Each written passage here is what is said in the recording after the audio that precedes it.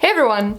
So MAC released their newest collection, MAC is Beauty, on March 30th online and April 2nd in stores. The collection featured limited edition lipsticks, fluid lines, eyeshadows, eyeliners, creme sheen glasses, beauty powders, nail lacquers, and brushes. I picked up 4 of the lipsticks from the collection. Diva-ish is described as an intense fuchsia with an amplified finish. Make Me Gorgeous is described as an intense coral pink with an amplified finish. Real Sexy is described as a bright coral with an amplified finish. And Silly is described as a bright white pink with a matte finish. The lipsticks retailed for $16 US, $19 in Canada. They contained 0.10 ounces of product and they are limited edition. Diva-ish is a medium pink fuchsia with warm undertones and a creamy satin finish. This shade applied smoothly, evenly, and mostly opaque. I noticed during wear that the color did tend to grab and accentuate any imperfections or dry patches on the lips. Diva-ish wore well for 4.5 hours and was lightly drying when worn. Make Me Gorgeous is a light to medium bright coral with hints of pink, warm undertones, and a creamy satin finish. This shade applied smoothly, evenly, fully opaque, and had good pigmentation. Make Me Gorgeous wore well for 5 hours. Real Sexy is a light to medium peach with hints of pink, warm undertones, and a creamy satin finish. It is also the shade I am currently wearing. This shade applied smoothly, mostly opaque, and had good pigmentation. I noticed during wear that the color did lightly settle into any fine lines, which caused the color to look uneven and almost streaky at times. Real Sexy wore well for 4.5 hours. Silly is a light to medium brightened pink with cool undertones and a satin matte finish. This shade applied smoothly, evenly, nicely opaque, and had rich pigmentation. I noticed that the color did lightly gravitate towards any fine lines of my lips over time, but it didn't cause the color to look uneven. Silly wore well for 5 hours and was lightly drying when worn. I picked up 7 of the fluid lines from the collection. Blacktrack is described as a solid flat black. Blue Peep is described as a bright flat teal. Looking Good is described as a sparkly burgundy. Macroviolet is described as a sparkly purple. Our Secret is described as a milk chocolate brown. Shade is described as a deep green. And Siahi is described as a deep ocean blue. The fluid lines retailed for $16 US, $19 in Canada, and contained 0.10 ounces of product. Blacktrack is a dark black with neutral undertones and a matte finish. This shade dries to a completely flat matte and is mostly opaque in a single swipe, but it can be easily built and layered for a fully opaque coverage. Blacktrack wore well for 11 hours. Blue Peep is a medium brightened blue with cool undertones and a matte finish. This shade also dries to a flat matte finish and can easily be layered for a more opaque coverage. Blue Peep also wore well for 11 hours. And I did want to mention that this shade was just previously released last week with the MAC Philip Treacy Collection, so if you happen to pick up that shade then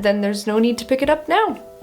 Looking Good is a medium to dark burgundy with hints of copper, warm undertones, and a sparkly finish. This shade had a slippery consistency to it which made it difficult to layer the product over itself. In doing so, the color would shear out and appear uneven. I found the best way to apply and build fluid lines with this consistency is to apply a layer, wait for it to dry, and then re-pat the color on over top. Looking Good had semi-decent pigmentation in a single stroke and wore well for 10 hours. Macroviolet is a medium to dark purple burgundy with warm undertones and a pearl finish. This shade had a less slippery consistency than the rest of the fluid lines with that kind of pearl finish, and had richer, more opaque color payoff in a single swipe. Macroviolet wore well for 11 hours. Our Secret is a medium to dark brown with warm undertones and a pearl finish. This shade had good pigmentation in a single stroke and could be built to a more opaque coverage. Our Secret wore well for 11 hours. Shade is a dark evergreen with hints of teal, cool undertones, and a mostly matte finish. This shade did dry to a matte finish, but it almost came off as a pearl or a satin at times. It was very weird. The color was buildable to a mostly opaque coverage, but was difficult at times to get an even application. Shade wore well for 10 hours. Siahi is a dark blue with hints of green, cool undertones, and a pearl finish. And I'm actually wearing this fluid line as an eyeshadow base on my eyelids today. This shade applied semi-opaque in a single swipe, and even once the product had been built up. But the sheer nature of this particular shade did cause it to look almost patchy at times. Siahi wore well for 10 hours. I picked up both beauty powders from the collection. Alpha Girl is described as a soft peachy pink with gold, and Pearl Blossom is described as a light pink with silver pearl. The beauty powders retailed for $26 US, $31 in Canada, they contained 0.35 ounces of product, and they are limited edition. Alpha Girl is a light to medium coral with warm undertones and a subtle golden sheen. The texture was soft, smooth, but very thin. The powder felt weightless and almost applied chalky before working the product into the skin. It didn't look powdery on the skin once applied though. It had good pigmentation that was buildable and blended out evenly and nicely on the skin. Of course, depending on your complexion, this shade could be used as a blush, a highlighter, or a subtle flush of color. Alpha Girl lasted 8 hours before fading. Pearl Blossom is a light to medium pink with cool undertones and a soft silver sheen. The texture was soft, smooth, but thinner than your average powder. It was incredibly easy to pick up with a brush and control the amount of sheen and color being applied. This shade had good sheer pigmentation and didn't emphasize pores or imperfections on the skin. Pearl Blossom wore well for 8.5 hours. And that completes what I picked up from the MAC is Beauty collection. Be sure to let me know in the comments below if you picked up anything from the collection, if any of the products caught your eye, or what your thoughts are on it. As always, don't forget to check out my blog for more details, photos, and swatches, as well as like, comment, and subscribe